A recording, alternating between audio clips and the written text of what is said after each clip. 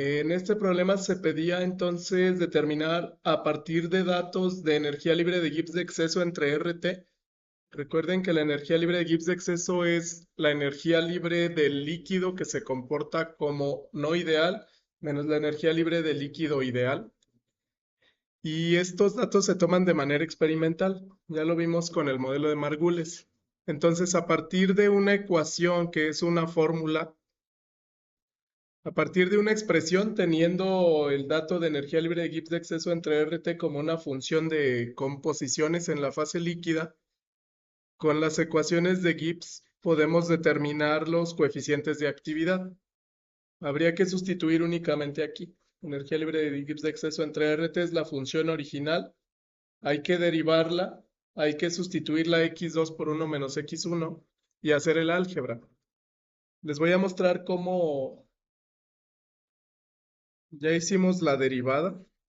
La derivada nos tiene que dar 2x1 más 2.4x1 al cuadrado.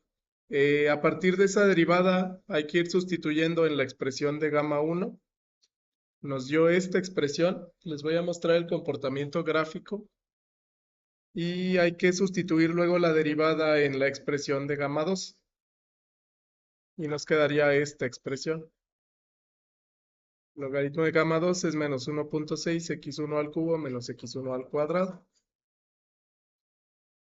Ahora, aquí yo realicé a partir de ese ejercicio que ya resolvimos el gráfico correspondiente. Grafiqué en Python, grafiqué energía libre de Gibbs de exceso entre RT utilizando un vector que genera 100 datos desde 0 hasta 1. Esto sería un vector de x1.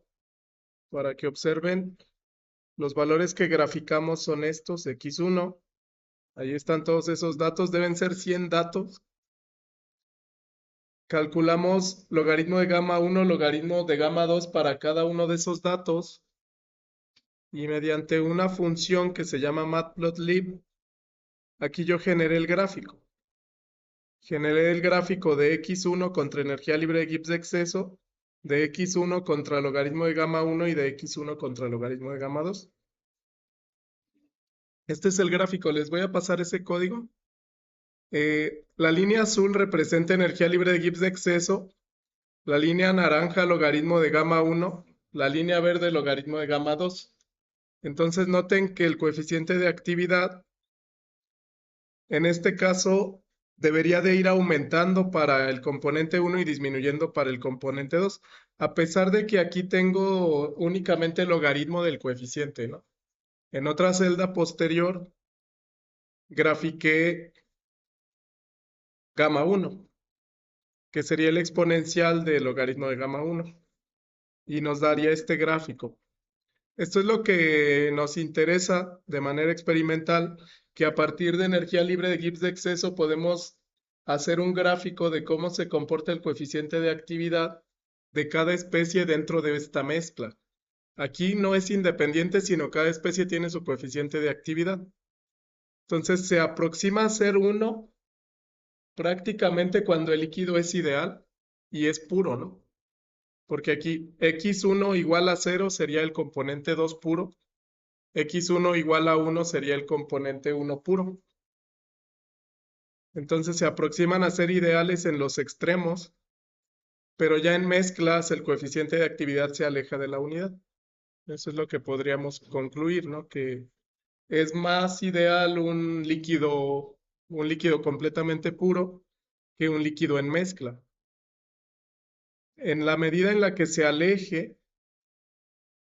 el coeficiente de actividad, pues yo puedo concluir que esa mezcla y ese componente es menos ideal.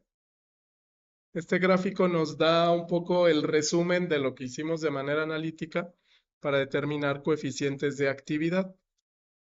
A su vez, bueno, el coeficiente de actividad se une en un punto, ¿no? En este punto, únicamente podemos definir que el coeficiente de actividad de los dos líquidos es el mismo, que aquí más o menos está como en 0.55. Esto varía con cada mezcla, no es exactamente en 0.5, sino que esto varía dependiendo del comportamiento molecular de ese sistema. Este es un método entonces para determinar coeficientes de actividad a partir de datos experimentales.